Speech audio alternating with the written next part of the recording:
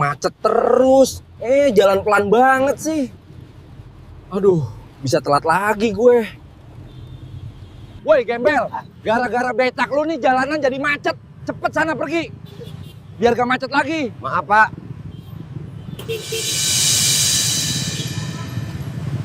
Suara klakson menggema di mana-mana. Jalanan berhenti total karena kecelakaan di depan. Orang-orang turun dari mobil dengan wajah penuh emosi. Di tengah kemacetan itu, seorang CEO muda kehilangan kesabaran. Ia menunjuk, berteriak, lalu menendang sebuah becak tua yang sebenarnya tidak tahu apa-apa. Tukang becak itu hanya menutup kepala, menahan sakit dan malu di hadapan banyak orang. Tidak ada yang menyangka, kejadian singkat di pinggir jalan itu akan menjadi awal dari tekanan besar yang menghantam hidup sang CEO. Dan ketika semuanya mulai terbuka, barulah ia menyadari satu hal penting. Ternyata, sebelum kita mulai cerita ini, tuliskan dulu di kolom komentar dari kota mana kalian menonton cerita ini. Dan jangan lupa untuk like dan subscribe channel ini. Yang sudah subscribe, like, dan komen, semoga dimudahkan segala urusannya, dilapangkan rezekinya, yang punya hutang semoga segera dilunaskan hutangnya, dijauhkan dari mara bahaya, disehatkan badannya, dan dikabulkan semua hajat dunia akhirat oleh Allah. Amin ya Rabbal Alamin. Sekarang mari kita mulai ceritanya. Pagi itu seharusnya berjalan biasa saja. Matahari belum terlalu tinggi, udara masih menyisakan sisa dingin malam, dan jalan protokol kota mulai dipenuhi kendaraan yang bergerak perlahan menuju pusat aktivitas. Di balik kemudi mobil hitamnya, Bagas memeriksa jam tangan berkali-kali. Jarum detik seolah bergerak lebih cepat dari biasanya. Ia menarik napas panjang, lalu menghembuskannya dengan kesal. Hari ini bukan hari biasa. Meeting penting sudah dijadwalkan sejak berminggu-minggu lalu. Investor utama akan hadir. Keputusan besar akan diambil. Tidak ada ruang untuk keterlambatan. Namun mobilnya tiba-tiba berhenti total. Awalnya Bagas mengira hanya lampu merah. Tapi menit demi menit berlalu, kendaraan tak bergerak sejengkal pun. Klakson mulai bersahutan dari berbagai arah. Beberapa pengendara membuka kaca jendela, melongok ke depan, mencoba mencari tahu apa yang terjadi. Bagas ikut mencondongkan badan, matanya menyipit menembus barisan mobil di depannya. Dari kejauhan tampak kerumunan orang. Sebuah kecelakaan rupanya terjadi di persimpangan depan. Motor tergeletak, mobil berhenti melintang, dan beberapa orang tampak sibuk membantu korban. Polisi belum terlihat. Jalan benar-benar lumpuh. Kenapa harus hari ini? Gumam Bagas lirih, rahangnya mengeras. Ia mengetuk setir dengan jari-jarinya, semakin lama semakin cepat. Ponselnya bergetar, notifikasi pesan masuk dari sekretarisnya yang mengingatkan waktu rapat. Bagas tidak membalas. Dadanya mulai terasa panas, bukan karena cuaca, tapi karena pikirannya sendiri. Di sisi kiri jalan, sedikit di depan mobilnya, sebuah becak tua berhenti di pinggir aspal. Catnya kusam, rodanya berderit pelan setiap kali tertiup angin. Di dalamnya duduk seorang pria tua, tubuhnya kurus, kaosnya terlihat basah oleh keringat. Ia menunduk, tangannya memegang stang becak dengan lemah, seolah menunggu jalan kembali terbuka. Pria itu adalah Pak Robi.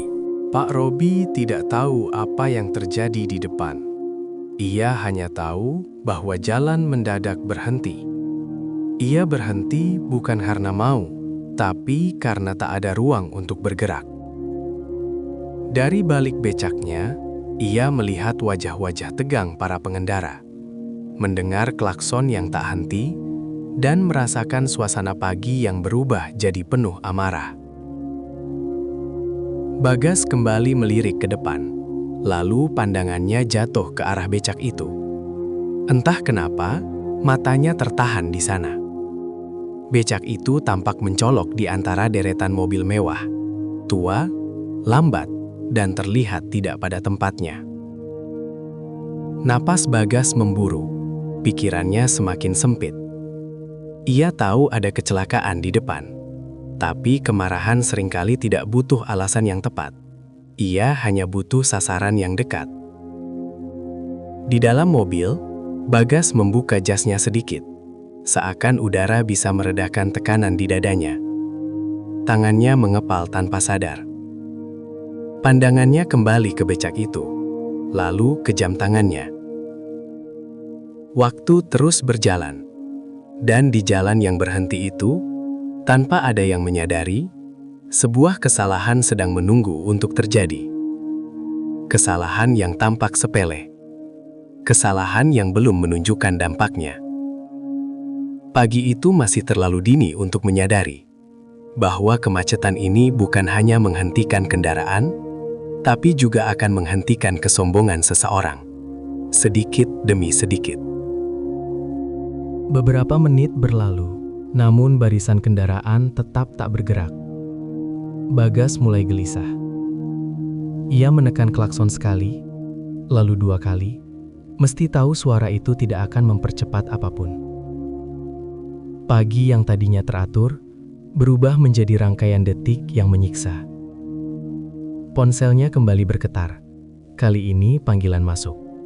Nama sekretarisnya muncul di layar. Bagas menatapnya sekilas, lalu mematikan panggilan itu tanpa menjawab. Ia tahu apa yang akan dikatakan. Ia juga tahu tak ada jawaban yang bisa memperbaiki keadaan. Di luar mobil, suara orang-orang mulai terdengar lebih jelas. Ada yang mengeluh, ada yang berteriak ke arah depan jalan, ada pula yang sekadar menghela napas panjang. Emosi menyebar seperti panas yang merambat pelan tapi pasti. Bagas menurunkan kaca jendela. Udara luar menyambutnya dengan bau asap knalpot dan debu jalanan. Ia kembali melihat ke arah depan, lalu tanpa sadar matanya kembali tertarik ke becak tua di sisi jalan itu. Becak yang sama, posisi yang sama. Pak Robi masih duduk di sana, menunggu dengan diam. Tidak ada gerakan mencurigakan, tidak ada upaya menyalip. Pak Robi bahkan tidak menoleh ke arah Bagas. Ia hanya duduk, seolah bagian dari jalan itu sendiri. Justru ketenangan itulah yang entah kenapa membuat Bagas semakin jengkel. Dalam pikirannya, segala sesuatu terasa menghalangi. Waktu, jalan, suara, bahkan becak tua itu. Logikanya mengatakan bahwa penyebab macet ada di depan, pada kecelakaan yang belum ditangani. Tapi emosi jarang mendengarkan logika. Bagas membuka pintu mobilnya. Beberapa pengendara melirik ke arahnya. Langkahnya cepat, bahunya tegang. Sepatu pantofelnya menghantam aspal dengan suara keras, seolah ikut melampiaskan isi kepalanya. Pak Robi baru menyadari kehadiran Bagas ketika bayangan tubuh tinggi itu jatuh di depannya. Ia mengangkat wajah perlahan. Matanya yang lelah menatap seorang pria berjas rapi dengan ekspresi keras. "Apa-apaan ini?" Suara Bagas terdengar tajam, menembus hiruk-pikuk jalan. Pak Robi terdiam sejenak. Ia tidak langsung menjawab. Bukan karena tidak mau, tapi karena bingung. Ia tidak tahu kesalahan apa yang dimaksud. Tangannya mencengkram stang becak lebih erat. "Saya cuma berhenti, Pak," jawabnya akhirnya. Suaranya rendah dan hati-hati. Jawaban itu bukannya meredakan, justru memantik amarah Bagas. Ia menunjuk becak itu, lalu menunjuk jam tangannya sendiri, seolah dua benda itu memiliki hubungan langsung. "Berhenti seenaknya begini bikin semua macet," ucap Bagas dengan nada meninggi. Beberapa orang mulai memperhatikan. Sebagian mendekat, sebagian hanya memandang dari jauh. Pak Robi menelan ludah. Ia ingin menjelaskan, ingin mengatakan bahwa ada kecelakaan di depan, bahwa semua orang juga berhenti. Tapi kata-kata terasa berat di lidahnya. Pengalaman hidup mengajarkannya satu hal, berdebat dengan orang yang sedang marah, seringkali hanya memperpanjang luka. "Saya ikut berhenti karena jalanan gak jalan, Pak," katanya pelan. Kalimat itu keluar dengan jujur, tanpa pembelaan. Namun bagi Bagas, itu terdengar seperti alasan. Emosinya sudah terlanjur naik. Ia tidak lagi melihat Pak Robi sebagai manusia, melainkan sebagai simbol dari semua hal yang menghambatnya pagi itu. Di sekitar mereka, suasana menegang. Beberapa orang mulai berbisik. Ada yang merasa tidak nyaman, ada pula yang memilih diam, tak ingin terlibat. Bagas berdiri tepat di depan becak itu, dadanya naik turun. Ia belum menyadari satu hal penting, bahwa kemarahannya sedang diarahkan ke tempat yang salah. Dan bahwa kesalahan ini, sekecil apapun terlihatnya, tidak akan berhenti di jalan ini saja. Pagi itu, di antara suara klakson dan langkah tergesa, sebuah batas hampir terlewati. Dan tak satu pun dari mereka tahu apa dampaknya nanti. Situasi di pinggir jalan semakin tidak nyaman. Orang-orang yang tadinya hanya mengeluh dari dalam kendaraan, kini mulai memperhatikan pertengkaran kecil di dekat becak tua itu. Beberapa pengendara motor berhenti, berdiri di samping kendaraannya. Seorang ibu membuka jendela mobil, menatap dengan wajah cemas. Tak ada yang ikut campur, tapi hampir semua mata tertuju ke satu titik. Bagas berdiri tegak di depan becak, rahangnya mengeras. Nafasnya terdengar berat. Ia merasa diperhatikan, dan perasaan itu justru mendorong egonya semakin naik. Di benaknya, ia bukan sekadar pengendara yang terlambat, tapi seseorang yang terbiasa didengar dan ditaati. Pak Robi tetap duduk di tempatnya. Tangannya tidak lagi mencengkeram setang sekuat tadi, tapi pundaknya terlihat semakin turun. Ia bisa merasakan suasana berubah. Bukan hanya kemarahan satu orang, melainkan tekanan dari banyak pasang mata yang menunggu apa yang akan terjadi selanjutnya. Kalau jalanan penuh begini, ya minggir, kata Bagas lagi, suaranya lebih keras. Kalimat itu terdengar seperti perintah, bukan saran. Pak Robi menoleh sebentar ke kiri dan kanan. Ruang di pinggir jalan nyaris tak ada. Becaknya sudah berada sedekat mungkin dengan trotoar. Ia ingin menjelaskan, tapi setiap kata terasa seperti akan memperkeruh keadaan.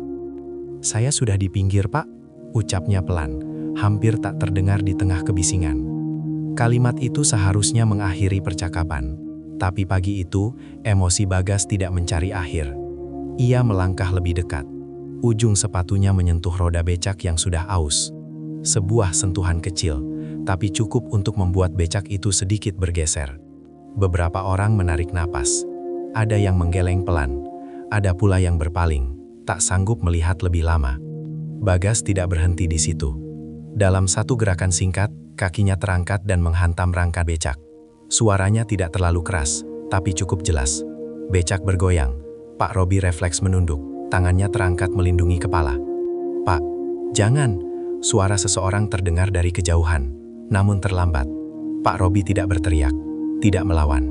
Ia hanya memejamkan mata, tubuhnya sedikit membungkuk, seolah sudah terbiasa menerima perlakuan kasar dari hidup.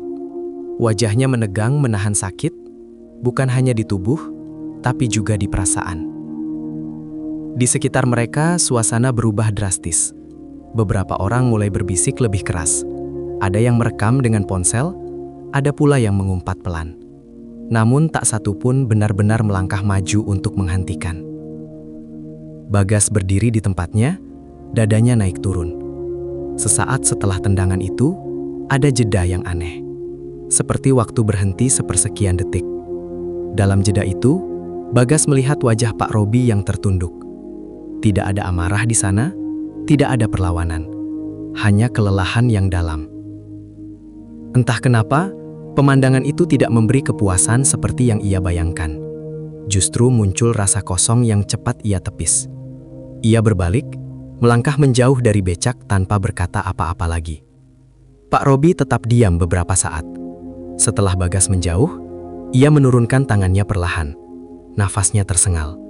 Ia merapikan duduknya, memastikan becaknya masih seimbang. Beberapa orang memandangnya dengan iba, tapi tidak ada yang mendekat. Di jalan yang masih macet itu, kejadian tadi perlahan tertelan kebisingan. Mobil-mobil tetap berhenti, klakson tetap berbunyi, seolah tak ada yang berubah. Namun bagi Pak Robi, pagi itu meninggalkan bekas yang tak terlihat. Dan bagi Bagas, tanpa ia sadari, satu langkah barusan telah membuka pintu menuju rangkaian peristiwa yang jauh lebih berat dari sekadar keterlambatan meeting. Setelah Bagas menjauh, suasana di sekitar becak perlahan kembali seperti semula. Klakson kembali bersahutan, mesin mobil tetap menyala, dan orang-orang mulai kehilangan fokus pada kejadian barusan. Seolah apa yang terjadi hanyalah gangguan kecil di tengah pagi yang kacau. Pak Robi masih duduk di tempatnya. Punggungnya sedikit membungkuk, napasnya belum sepenuhnya teratur. Tangannya gemetar saat ia melaih setang becak, memastikan posisinya kembali lurus. Tidak ada kata-kata yang keluar dari mulutnya. Tidak ada umpatan, tidak ada teriakan, hanya diam yang panjang. Beberapa orang melirik ke arahnya dengan ekspresi berbeda. Ada yang menunjukkan rasa iba, Ada yang terlihat canggung, dan ada pula yang memilih menatap lurus ke depan, pura-pura tidak melihat apapun. Pak Robi menyadari semua itu. Ia bisa merasakan pandangan mereka, meski kepalanya tertunduk. Dalam diamnya, pikirannya melayang ke masa lalu, bukan pada satu peristiwa tertentu, tapi pada rangkaian hari yang serupa. Hari-hari di mana ia harus menelan perlakuan kasar tanpa banyak pilihan. Ia sudah terlalu lama hidup dengan cara itu. Terlalu lama belajar bahwa membalas seringkali hanya menambah luka. Ia menarik napas panjang, mencoba menenangkan dadanya yang masih terasa sesak. Rasa sakit di tubuhnya mulai mereda, tapi perasaan di dalam jauh lebih berat. Bukan karena tendangan tadi, melainkan karena cara seseorang bisa begitu mudah merendahkan orang lain tanpa tahu apa-apa. Pak Robi mengangkat wajahnya perlahan. Matanya menatap ke depan, ke arah jalan yang masih macet. Kecelakaan di persimpangan itu belum juga tertangani sepenuhnya. Petugas baru terlihat datang, mengatur lalu lintas dengan isyarat tangan. Jalanan masih belum bergerak. Di dalam hatinya, Pak Robi bergumam pelan, bukan doa yang panjang, hanya permohonan sederhana agar pagi ini segera berlalu. Ia tidak ingin membawa amarah ke sisa harinya. Ia hanya ingin bekerja, mencari nafkah, dan pulang dengan tenang. Tak lama kemudian, seorang pengendara motor berhenti di dekatnya. Pria itu menatap Pak Robi sebentar, lalu berkata pelan, "Sabar ya, Pak." Pak Robi mengangguk kecil. Senyum tipis muncul di sudut bibirnya. Senyum yang lebih mirip tanda terima kasih daripada kebahagiaan. Di sisi lain jalan, Bagas sudah kembali ke mobilnya. Ia menutup pintu dengan agak keras. Tangannya masih mengepal saat ia memegang setir. Ia menatap lurus ke depan, tapi bayangan wajah Pak Robi terus muncul di pikirannya. Wajah yang tidak melawan, wajah yang tidak membalas. Entah kenapa, justru itu yang membuat dadanya terasa tidak nyaman. Bagas menggelengkan kepala pelan, mencoba mengusir pikiran itu. Ia mengatakan pada dirinya sendiri bahwa kejadian barusan bukan apa-apa, hanya luapan emosi sesaat, sesuatu yang akan segera dilupakan begitu jalan kembali lancar. Namun, setiap kali ia mencoba fokus, ingatannya kembali pada momen saat Pak Robi menunduk, melindungi kepala tanpa sepatah kata pun. Tidak ada tantangan, tidak ada kemarahan. Hanya penerimaan yang sunyi. Jalanan akhirnya mulai bergerak perlahan. Mobil di depan Bagas maju beberapa meter. Ia menekan pedal gas, mengikuti arus. Becak Pak Robi perlahan tertinggal di belakang, menghilang dari pandangan kaca spion. Bagas menghela napas panjang. Ia merasa lega karena bisa bergerak lagi. Tapi ada beban aneh yang ikut terbawa bersamanya. Pagi itu belum selesai. Dan kejadian barusan, meski tampak berlalu, ternyata mulai meninggalkan jejak yang lebih dalam dari yang ia kira. Gedung kantor berdiri megah seperti biasa, tapi pagi itu terasa berbeda bagi Bagas. Begitu mobilnya memasuki area parkir, jam di pergelangan tangannya kembali menarik perhatiannya. Ia sudah terlambat. Bukan hitungan menit yang bisa ditoleransi, tapi cukup lama untuk membuat suasana rapat berubah. Bagas melangkah cepat menuju lobi. Sepatu pantofelnya berdentum di lantai marmer. Langkahnya tegas namun wajahnya tegang. Beberapa karyawan yang berpapasan menunduk hormat, namun tak satu pun mendapat balasan selain anggukan singkat. Fokus Bagas hanya satu, ruang rapat di lantai atas. Pintu lift tertutup, lalu bergerak naik perlahan. Di dalam ruang sempit itu, Bagas menatap bayangannya sendiri di dinding reflektif. Jasnya masih rapi, rambutnya tersisir sempurna, tapi matanya menunjukkan kelelahan yang sulit disembunyikan. Ia menarik napas panjang, mencoba mengatur ulang ekspresi sebelum bertemu orang-orang yang sudah menunggu. Saat pintu lift terbuka, suasana sunyi menyambutnya. Koridor menuju ruang rapat terasa lebih panjang dari biasanya. Dari balik pintu kaca, Bagas bisa melihat beberapa orang sudah duduk. Sebagian sedang berbicara pelan, sebagian lagi menatap layar presentasi yang belum dimulai. Begitu ia masuk, percakapan terhenti. Beberapa pasang mata beralih ke arahnya. Tidak ada sapaan hangat, hanya keheningan singkat yang terasa canggung. Bagas duduk di kursi utamanya, meletakkan map di atas meja, lalu menyalakan layar presentasi. Rapat dimulai, tapi ritmenya tidak berjalan mulus. Investor utama datang dengan sikap dingin.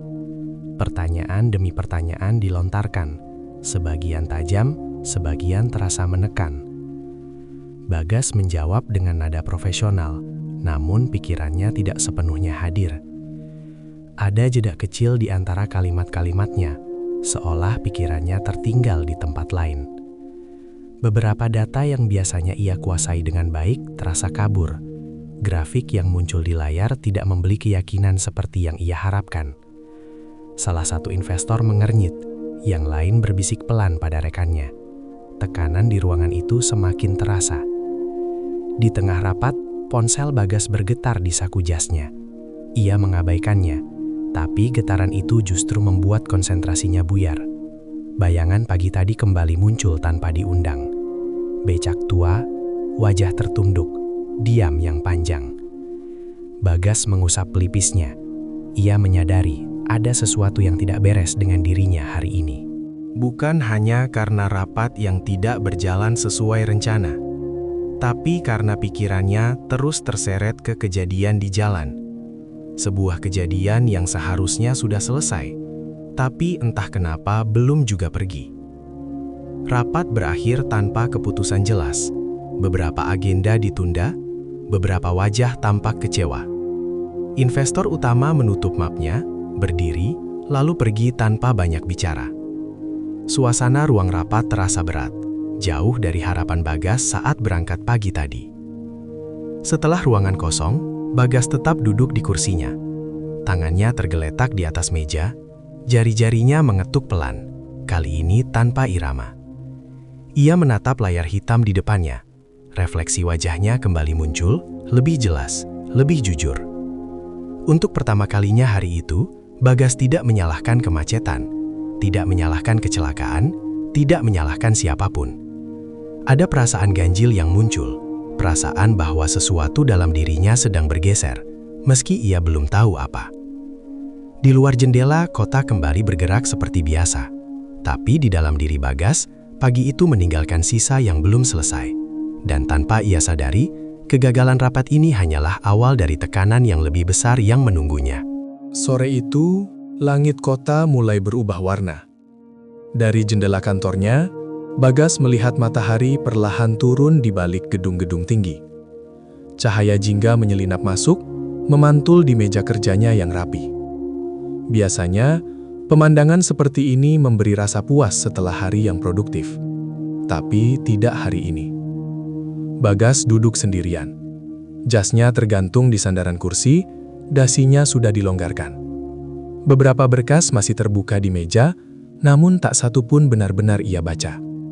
Pikirannya terus melayang, kembali pada potongan-potongan pagi yang tak kunjung pudar. Ia menutup mata sejenak, mencoba menenangkan diri. Namun justru dalam gelap itulah bayangan itu muncul lebih jelas.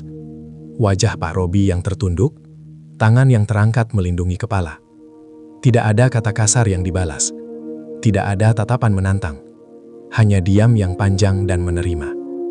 Bagas membuka mata, menarik nafas dalam-dalam.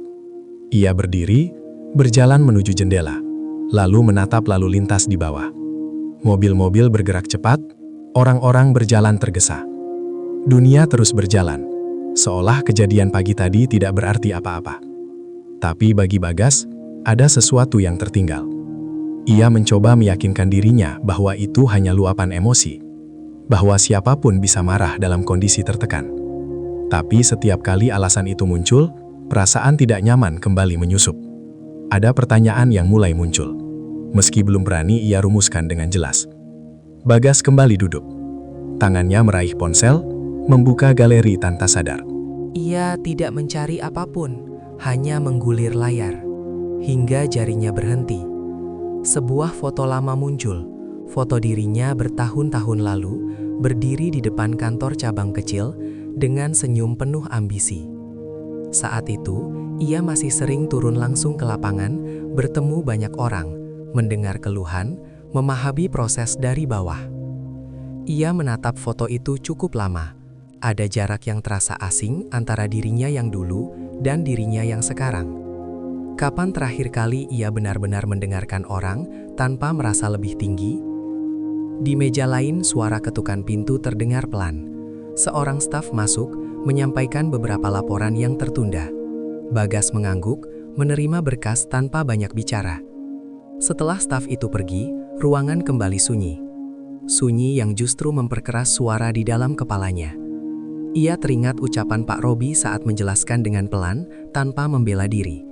Kalimat sederhana itu terus terulang, seolah menuntut untuk diperhatikan. Bagas mulai merasa bahwa kejadian pagi tadi bukan sekedar insiden kecil. Ada makna yang belum ia pahami. Malam semakin turun, lampu-lampu kota menyala satu persatu. Bagas belum juga beranjak. Ia tahu, besok akan ada rapat lanjutan, tekanan belum akan berkurang. Tapi ada satu hal lain yang mengganggunya lebih dari semua itu. Rasa gelisah yang tidak bisa dijelaskan. Saat akhirnya ia meraih jasnya dan bersiap pulang, Bagas berhenti sejenak di depan pintu. Untuk pertama kalinya, ia bertanya dalam hati, bukan tentang bisnis atau strategi, melainkan tentang dirinya sendiri, tentang cara ia memandang orang lain, tentang sikap yang selama ini ia anggap wajar. Pertanyaan itu belum punya jawaban, tapi malam itu, Bagas pulang dengan kepala penuh bayangan, dan bayangan itu, tanpa ia sadari, akan terus mengikutinya ke hari-hari berikutnya. Pagi berikutnya datang tanpa tanda apapun. Tidak ada firasat, tidak ada rencana. Bagas berangkat lebih awal dari biasanya. Ia memilih rute yang jarang ia lewati, berharap bisa sampai ke kantor tanpa gangguan. Hujan sempat turun tipis, meninggalkan aspal basah yang memantulkan cahaya matahari pagi. Mobilnya melambat saat mendekati sebuah persimpangan kecil. Lampu lalu lintas menyala merah. Bagas menghela napas, lalu menatap keluar jendela. Di trotoar seberang, sebuah warung kopi sederhana mulai ramai. Beberapa orang berdiri sambil menyeruput minuman hangat, sebagian duduk di bangku kayu panjang. Dan di dekat warung itu, sebuah becak tua berhenti. Bagas terdiam. Ia tidak langsung yakin, tapi semakin ia perhatikan, semakin jelas. Becak itu sama. Cat kusamnya, posisi duduk pengemudinya, semuanya terasa familiar. Pria tua itu sedang menurunkan penumpang, lalu merapikan kain penutup jok dengan gerakan pelan. Itu Pak Robi. Bagas merasakan dadanya sedikit mengencang. Ia tidak menyangka akan bertemu lagi, apalagi secepat ini. Lampu merah terasa lebih lama dari biasanya. Ia bisa saja memalingkan wajah, berpura-pura tidak melihat. Tapi matanya justru terus tertuju ke arah itu. Pak Robi tidak memperhatikan mobil Bagas. Setelah penumpangnya pergi, ia menepikan becak, lalu berjalan ke warung kopi. Ia memesan minuman, membayar dengan uang receh yang dihitung perlahan, lalu duduk di sudut bangku. Bagas menatap adegan itu tanpa sadar. Tidak ada keluhan di wajah Pak Robi. Tidak ada sisa kemarahan. Pagi itu ia terlihat sama seperti tukang becak lainnya. Menjalani hari dengan tenang, seolah kejadian kemarin tidak pernah terjadi. Lampu lalu lintas berubah hijau. Mobil di depan mulai bergerak. Bagas ragu sejenak, lalu mengarahkan setir ke sisi jalan. Ia memarkir mobilnya agak jauh dari warung, mematikan mesin, dan duduk diam beberapa detik sebelum akhirnya turun. Langkahnya pelan saat mendekat. Tidak ada niat jelas di kepalanya. Ia hanya tahu bahwa jika ia terus pergi, perasaan gelisah itu akan kembali menumpuk. Saat ia sampai di warung, aroma kopi hitam menyambutnya. Pak Robi sedang memegang gelasnya, meniup pelan sebelum menyeruput. Ia baru menyadari kehadiran Bagas ketika bayangan tubuh itu jatuh di hadapannya. Ia mengangkat wajah, dan sejenak matanya membesar. Bagas berhenti di depan bangku. Tidak ada nada tinggi kali ini. Tidak ada gestur kasar. Ia berdiri dengan canggung, seolah tidak yakin harus memulai dari mana. "Pak," ucapnya pelan, suaranya jauh berbeda dari pagi sebelumnya. Pak Robi mengangguk kecil. "Pagi, Pak." Hanya itu. Tidak ada teguran. Tidak ada sindiran. Sapaan sederhana yang justru membuat Bagas semakin tidak nyaman. Ia menarik kursi, duduk di seberang, memesan kopi tanpa banyak bicara. Beberapa detik berlalu dalam diam. Suara sendok beradu dengan gelas terdengar jelas di antara mereka. "Saya sering lewat sini," kata Bagas akhirnya. Kalimat yang terdengar seperti alasan, meski tak ada yang menuntut penjelasan. Pak Robi tersenyum tipis. "Saya juga sering ngetem di sini, Pak. Kopinya murah." Bagas mengangguk. Ia memperhatikan cara Pak Robi berbicara.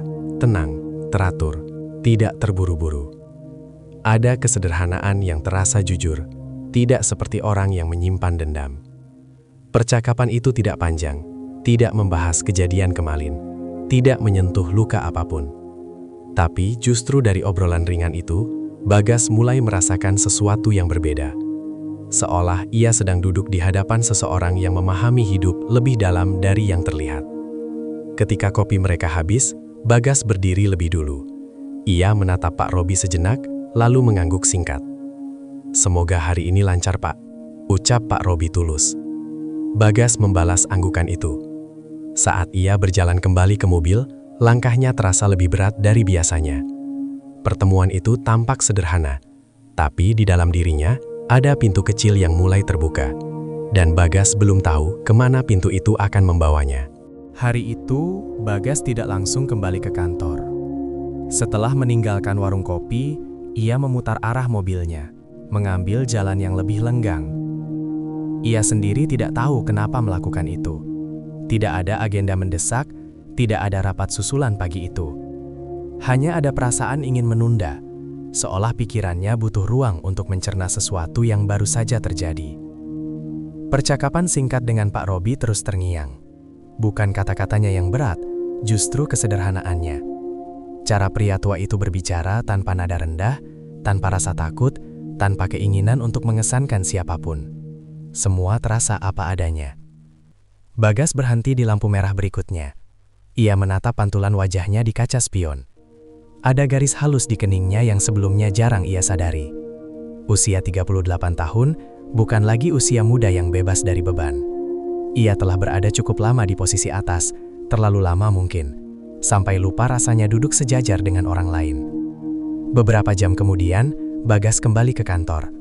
Ia menyelesaikan pekerjaan rutinnya dengan cepat, lalu memutuskan keluar lebih awal. Menjelang sore, ia kembali melewati area warung kopi itu. Kali ini, ia berhenti tanpa ragu. Pak Robi masih di sana. Becaknya terparkir rapi di samping warung. Ia sedang berbincang dengan sesama tukang becak, tertawa kecil menanggapi cerita sederhana. Ketika melihat Bagas mendekat, senyum itu tetap ada, tidak berubah, tidak dibuat-buat. Bagas duduk di bangku yang sama seperti pagi tadi. Kali ini, obrolan mengalir sedikit lebih panjang. Mereka membahas hal-hal ringan. Tentang jalan yang sering macet, tentang cuaca yang sulit ditebak, tentang penumpang dengan berbagai macam karakter. Tanpa terasa, Bagas mulai bertanya lebih jauh.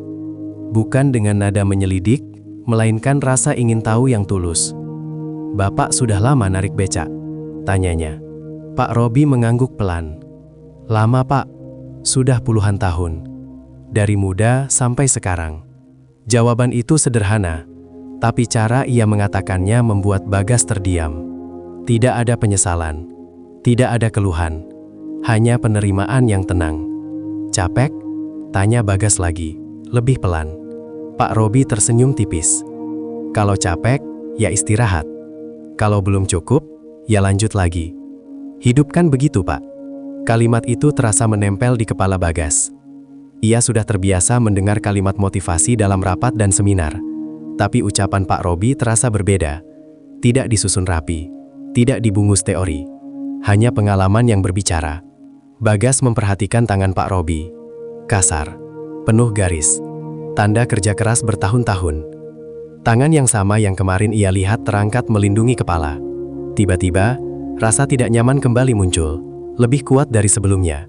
Ia ingin meminta maaf. Kata itu sudah beberapa kali muncul di ujung lidahnya.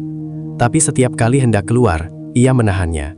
Bukan karena gengsi, melainkan karena ia merasa belum pantas mengucapkannya tanpa benar-benar memahami. Percakapan sore itu berakhir tanpa momen dramatis. Mereka berpisah seperti dua orang biasa. Namun saat Bagas kembali ke mobil, langkahnya melambat. Ada sesuatu yang berubah. Bukan di luar, tapi di dalam dirinya. Malam itu, di rumah, Bagas sulit memejamkan mata. Kalimat-kalimat Pak Robi kembali muncul, bercampur dengan bayangan hidupnya sendiri. Untuk pertama kalinya setelah sekian lama, ia merasa sedang belajar sesuatu.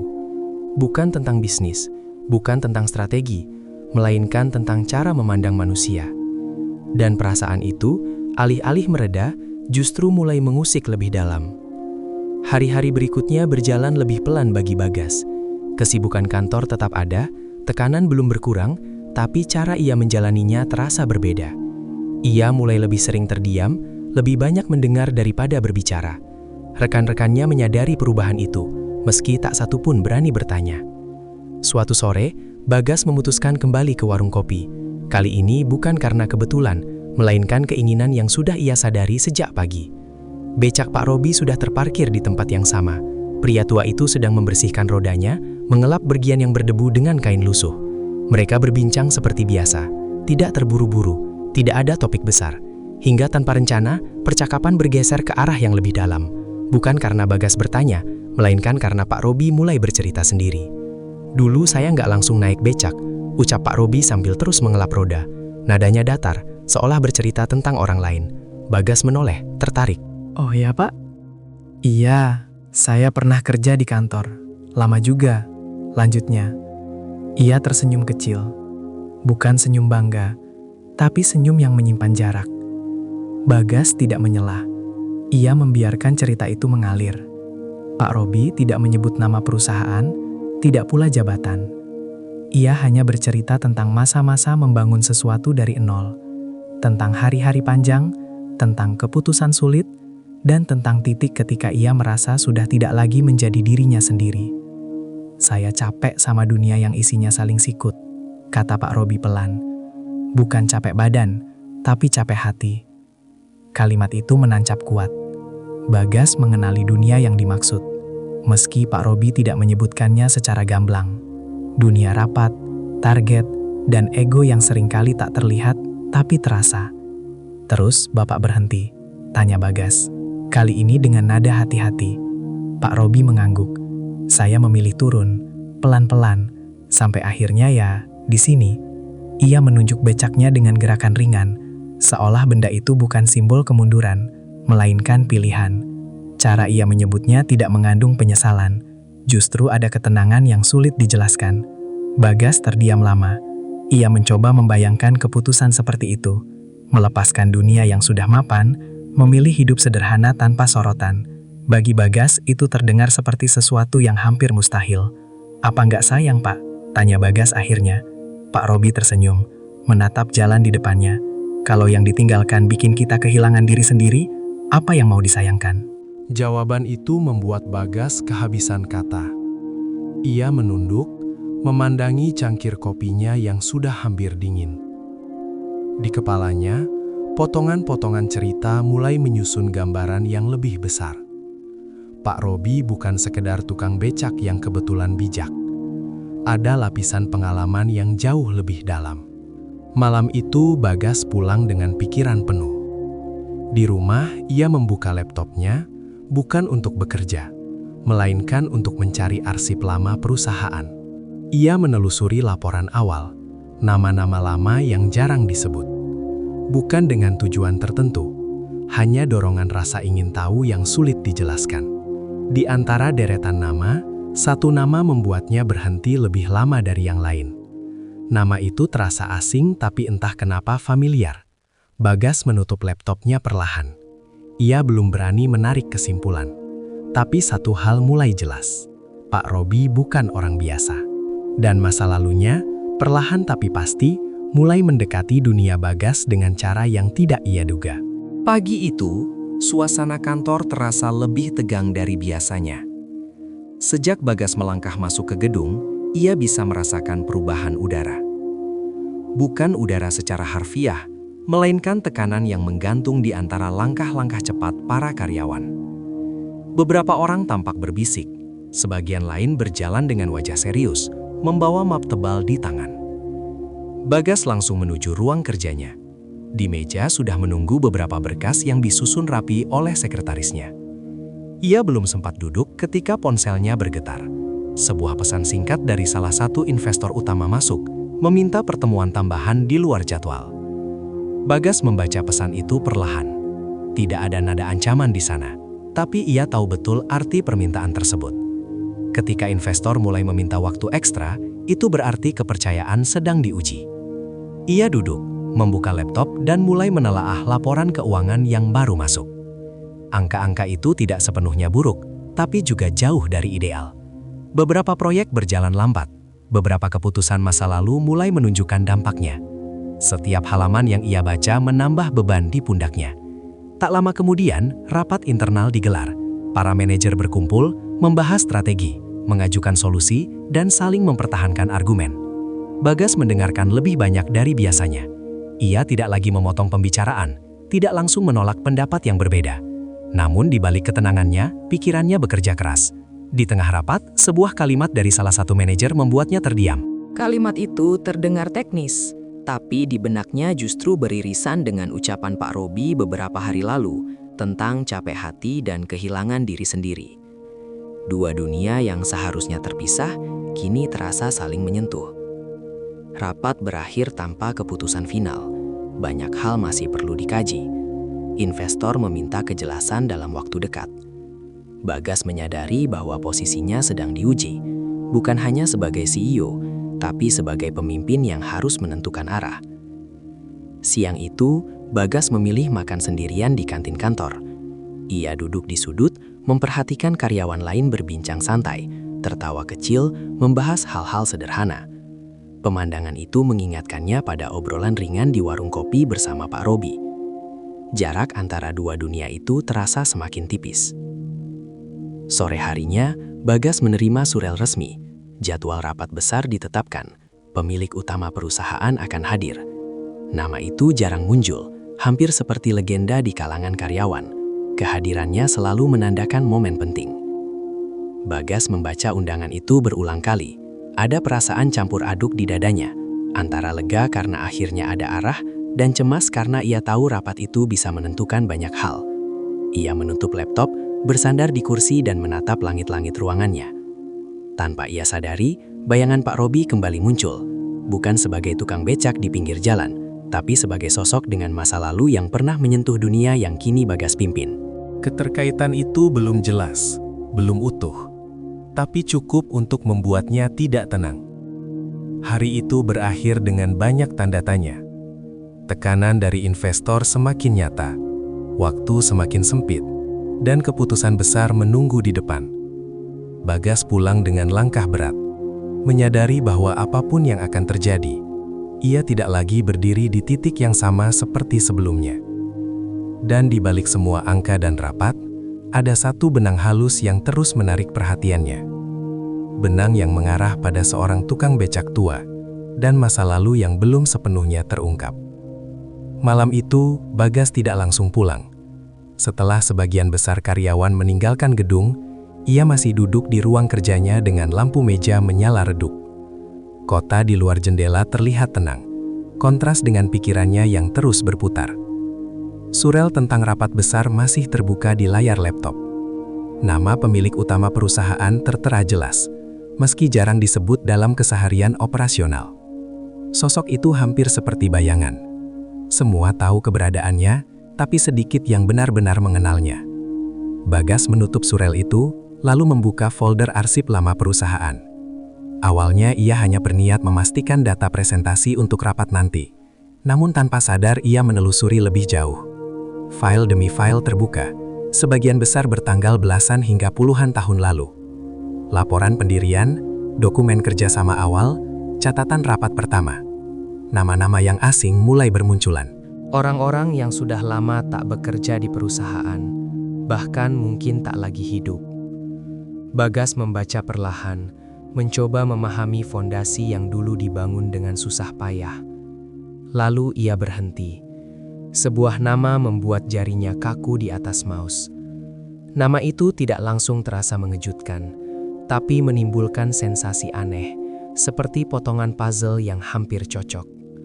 Bagas membaca ulang baris itu. Ia mengecek tanggal, posisi, dan catatan di sampingnya. Nama yang sama muncul beberapa kali dalam dokumen berbeda, tidak sebagai figur utama, tapi selalu ada.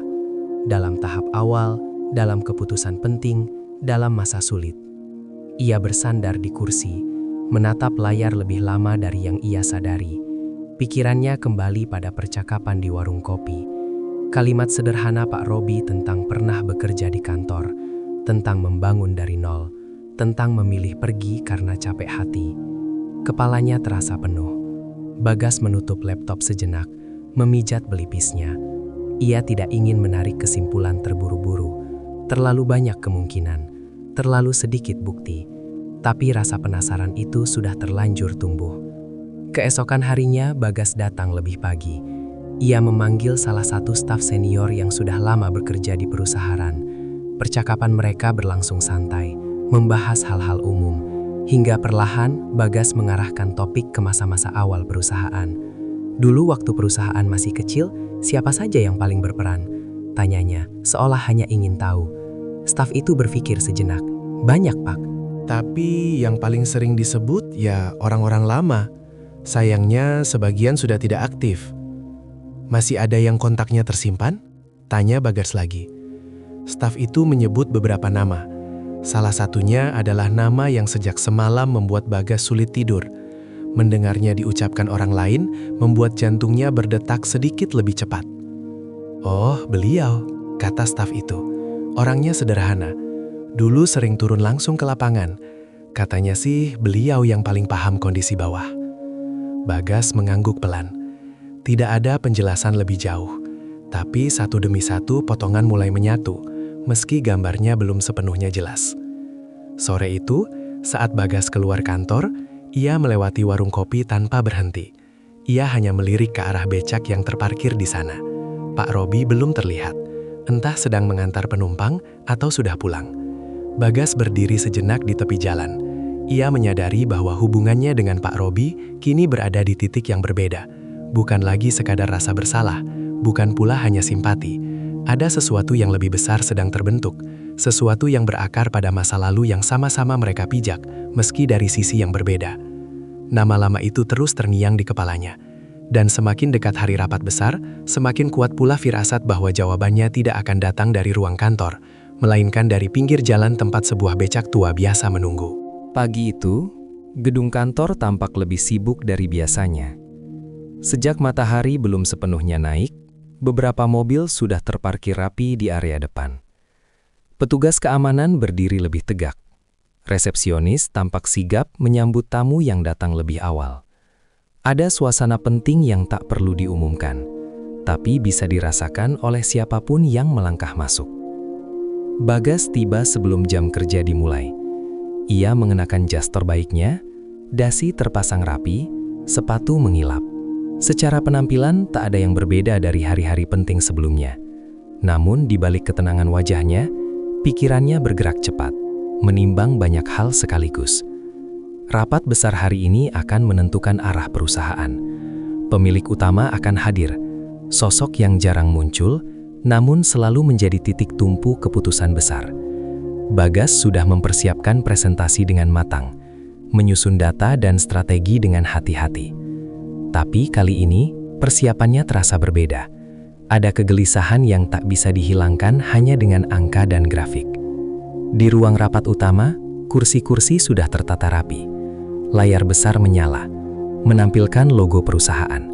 Beberapa direksi mulai berdatangan, saling menyapa dengan senyum tipis dan bahasa tubuh yang formal. Percakapan berlangsung pelan, penuh kehati-hatian. Bagas duduk di kursinya, membuka map presentasi, lalu menutupnya kembali. Ia menatap meja panjang di hadapannya, membayangkan jalannya rapat nanti. Setiap keputusan akan dicatat, setiap kata akan ditimbang. Ia sudah sering berada di posisi ini, tapi kali ini dadanya terasa lebih berat. Pintu ruang rapat terbuka beberapa kali, menandakan kedatangan tamu lain. Beberapa staf senior masuk, membawa berkas tambahan. Waktu berjalan perlahan. Jarum jam dinding seolah berdetak lebih keras dari biasanya. Bagas menghela napas panjang. Ia mencoba memusatkan perhatian. Namun, bayangan-bayangan kecil terus menyusup. Warung kopi sederhana, becak tua di pinggir jalan. Percakapan yang tidak pernah direncanakan, tapi justru membekas. Ia menepis pikiran itu, mengingatkan dirinya bahwa hari ini adalah tentang perusahaan, tentang tanggung jawab besar yang ia emban. Ia menegakkan punggung, menata kembali map di depannya. Beberapa menit sebelum rapat dimulai, suasana di ruangan mendadak hening. Seorang staf masuk dan membisikkan sesuatu kepada salah satu direksi. Bisikan itu menyebar cepat, tanpa suara, hanya lewat perubahan ekspresi. Pemilik utama sudah tiba di gedung. Bagas merasakan jantungnya berdetak sedikit lebih cepat. Ia menatap pintu ruang rapat, menunggu. Tidak ada rasa takut, tapi ada antisipasi yang sulit dijelaskan. Seolah hari ini bukan sekedar rapat, melainkan pertemuan dengan sesuatu yang sudah lama menunggu di balik layar hidupnya. Para direksi berdiri pelan saat pintu kembali terbuka.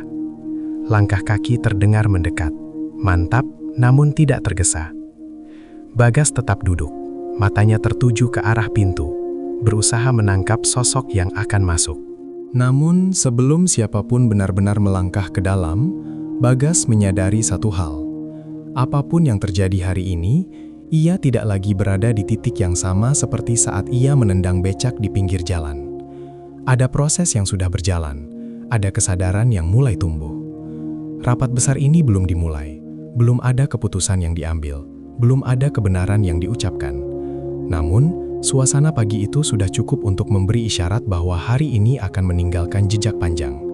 Jejak yang tidak hanya tercatat dalam notulen rapat, tetapi juga dalam perjalanan hidup seseorang yang sedang belajar melihat dengan cara berbeda.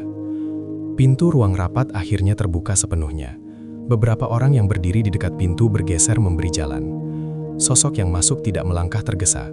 Gerakannya tenang, nyaris tanpa suara, namun kehadirannya langsung mengubah suasana ruangan. Bagas memperhatikan dari kejauhan. Ia belum bisa melihat wajah dengan jelas, hanya siluet seorang pria berusia lanjut dengan postur tegap dan langkah yang mantap. Tidak ada aura pamer, tidak ada kesan ingin diperhatikan. Justru kesederhanaan itulah yang membuat ruangan mendadak hening. Sosok itu mengambil tempat duduk di ujung meja. Beberapa direksi menunduk hormat.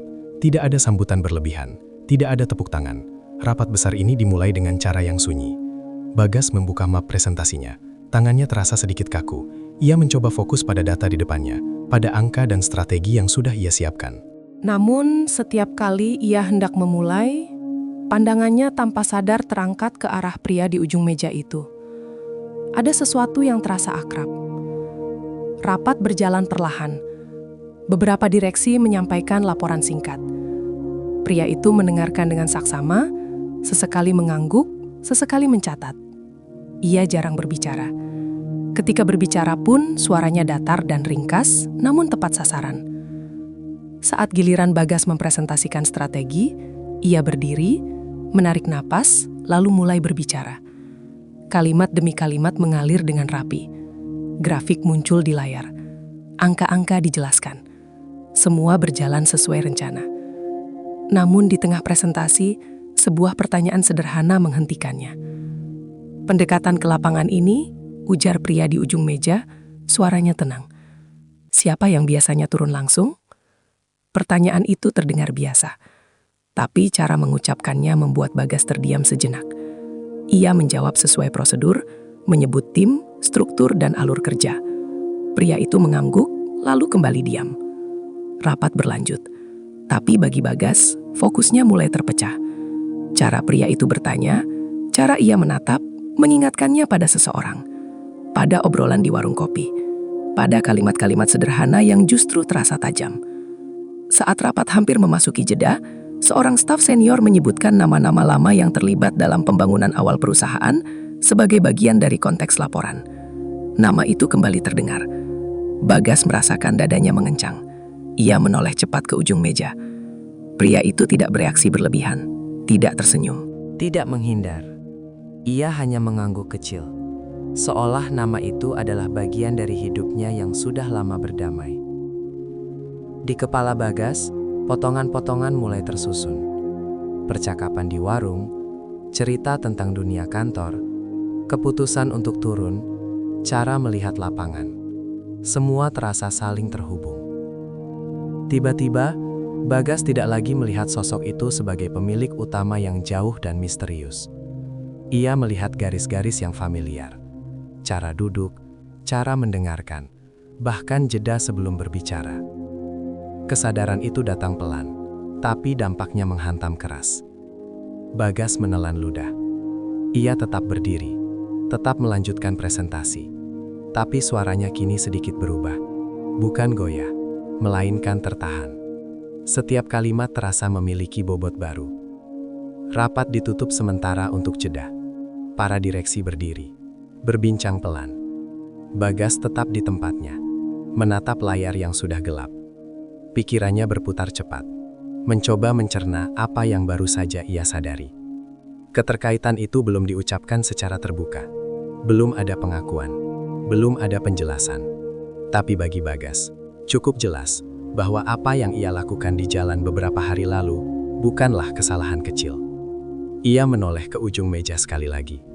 Pria itu kini berdiri, berbincang singkat dengan salah satu direksi. Ekspresinya tenang, nyaris lembut. Dan di detik itu, Bagas tahu, apapun yang akan terjadi setelah ini, tidak ada jalan kembali ke versi dirinya yang lama. Jeda rapat berlangsung singkat, tapi terasa panjang bagi Bagas.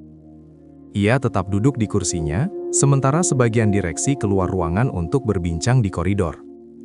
Gelas air di depannya belum tersentuh. Tangannya terlipat di atas meja, diam, namun pikirannya berlari tanpa henti. Ia mencoba menenangkan diri, meyakinkan bahwa apa yang ia rasakan hanyalah kebetulan. Namun semakin ia berpikir, semakin sulit menolak kenyataan yang mulai tersusun jelas di kepalanya. Setiap potongan cerita, setiap ucapan sederhana, semuanya mengarah pada satu kesimpulan yang tak ingin ia terima. Pintu ruang rapat kembali tertutup. Para direksi masuk satu persatu, mengambil tempat semula. Pria di ujung meja kembali duduk dengan tenang. Wajahnya tetap sama, tidak menunjukkan perubahan apapun. Seolah jeda barusan hanyalah bagian kecil dari rutinitas panjang yang telah ia jalani berkali-kali. Rapat dilanjutkan. Kali ini pembahasan mengarah pada evaluasi kepemimpinan dan arah perusahaan ke depan. Satu persatu pendapat disampaikan. Beberapa kritik muncul, dibungkus bahasa yang sopan namun tegas. Bagas mendengarkan semuanya tanpa menyela. Ketika gilirannya berbicara tiba, ia berdiri perlahan. Tidak ada dorongan untuk membela diri secara berlebihan. Tidak ada kalimat pembenaran panjang. Ia berbicara seperlunya, menjelaskan keputusan yang ia ambil, mengakui bagian yang perlu diperbaiki. Di tengah penjelasannya, pandangannya bertemu dengan mata pria di ujung meja itu. Tatapan itu tidak menghakimi. Tidak pula memuji. Hanya tatapan seseorang yang sedang menilai dengan jujur. Dan justru disitulah Bagas merasa sesuatu runtuh. Selama ini, ia berdiri di atas pencapaian dan jabatan. Ia terbiasa merasa benar, terbiasa didengar. Tapi tatapan itu seolah menembus lapisan luar yang ia bangun bertahun-tahun, menyisakan dirinya yang paling dasar, seorang manusia yang bisa salah. Bagas merasakan dadanya menghangat. Tenggorokannya tercekat sesaat, tapi ia tetap melanjutkan. Suaranya sedikit lebih pelan dari biasanya, lebih terkendali, lebih jujur. Rapat berjalan hingga siang menjelang. Keputusan final belum diambil. Namun arah sudah mulai terlihat. Ada evaluasi, ada perbaikan, ada perubahan pendekatan. Semua disampaikan tanpa nada menghukum, tapi juga tanpa kompromi berlebihan. Saat rapat ditutup, para direksi berdiri. Beberapa menghampiri pria di ujung meja, menyalami dengan penuh hormat. Bagas berdiri di tempatnya, menunggu giliran. Ketika akhirnya berhadapan, jarak di antara mereka terasa lebih dekat dari sebelumnya. Pria itu menatap Bagas sejenak. Kepemimpinan itu bukan soal posisi, ucapnya pelan, tapi soal bagaimana kita memperlakukan orang. Bahkan ketika kita sedang tertekan, kalimat itu singkat, tidak meninggi, tidak menekan. Tapi bagi Bagas, rasanya jauh lebih berat daripada teguran keras manapun. Ia mengangguk. Tidak ada bantahan, tidak ada alasan, hanya penerimaan yang sunyi. Di dalam dirinya, kesombongan yang selama ini ia rawat perlahan runtuh. Digantikan rasa sadar yang tidak nyaman, tapi perlu. Setelah ruangan kosong, Bagas masih berdiri beberapa saat. Ia menatap kursi-kursi yang kini tak berpenghuni. Hari itu tidak berakhir dengan kehancuran karir. Tidak pula dengan hukuman terbuka. Tapi ia tahu, sesuatu yang lebih besar telah terjadi. Ia keluar gedung dengan langkah pelan. Sore itu, langit kota tampak biasa saja. Tapi bagi Bagas, dunia terasa sedikit berbeda. Lebih sunyi, lebih jujur. Dan di dalam sunyi itu, ia mulai mengerti bahwa kekuatan sejati bukan terletak pada jabatan yang tinggi, melainkan pada kerendahan hati untuk mengakui kesalahan. Beberapa hari setelah rapat besar itu, ritme hidup Bagas mulai kembali normal. Kantor tetap sibuk, keputusan-keputusan mulai dijalankan, dan tekanan kerja masih ada. Namun cara Bagas menjalaninya tidak lagi sama. Ia lebih sering turun langsung, lebih banyak mendengar, dan jarang meninggikan suara. Pagi itu, Bagas berangkat lebih awal dari biasanya. Bukan karena jadwal rapat, bukan pula karena urusan mendesak. Mobilnya melaju pelan menuju jalan yang sudah mulai akrab baginya. Jalan tempat sebuah becak tua sering menepi. Warung kopi sederhana itu masih berdiri di tempat yang sama. Asap tipis mengepul dari teko air panas. Beberapa tukang becak duduk berbincang ringan. Bagas memarkir mobilnya di kejauhan, lalu berjalan mendekat. Pak Robi sedang merapikan becaknya. Ia mengelap rangka dengan kain lusuh, gerakannya pelan dan teratur. Ketika melihat Bagas datang, ia mengangkat wajah dan tersenyum tipis. Senyum yang sama seperti hari-hari sebelumnya. Tidak berubah, tidak dibuat-buat. Bagas berdiri beberapa langkah di depannya. Kali ini, ia tidak langsung duduk. Ia menunduk lebih dulu. "Saya mau minta maaf, Pak," ucapnya pelan, tanpa banyak kata pengantar. Pak Robi terdiam sejenak. Ia menatap Bagas dengan mata yang tenang. Tidak ada keterkejutan berlebihan, tidak ada ekspresi menilai. Ia hanya mengangguk kecil. "Sudah lewat, Pak," jawabnya singkat. Yang penting sekarang, Bagas menarik napas panjang. Ia duduk di bangku kayu di samping becak, menatap jalan yang mulai ramai. Tidak ada pembahasan tentang jabatan, tentang rapat, atau tentang siapa-siapa. Mereka berbincang seperti dua orang biasa. Tentang cuaca, tentang penumpang pagi, tentang kopi yang rasanya tidak pernah berubah. Di sela obrolan itu, Bagas menyadari sesuatu. Tidak ada jarak yang perlu dijelaskan. Tidak ada posisi yang harus ditegaskan. Pak Robi tetap Pak Robi. Tukang becak yang memilih hidup sederhana. Dan justru disitulah letak kebesarannya. Sebelum berpisah, Bagas berdiri dan menyalami Pak Robi dengan kedua tangan. Tidak tergesa, tidak canggung. "Hati-hati di jalan, Pak," ucapnya. Pak Robi tersenyum. "Sampean juga, Pak." Bagas berjalan kembali ke mobilnya. Langkahnya terasa ringan. Bukan karena semua masalah selesai, tapi karena ada beban yang telah ia lepaskan. Beban merasa paling tinggi, beban merasa paling benar. Di kaca spion, ia melihat Pak Robi kembali duduk di becaknya, bersiap mengayuh seperti biasa. Becak itu bergerak perlahan, menyatu dengan hiruk-pikuk kota. Bagas menatapnya sampai menghilang dari pandangan. Hari itu tidak ada peristiwa besar, tidak ada sorotan, tidak ada tepuk tangan. Tapi bagi Bagas, pelajaran terpenting justru datang dari kesederhanaan itu, dari becak tua di pinggir jalan. dari seseorang yang memilih adab di atas ego.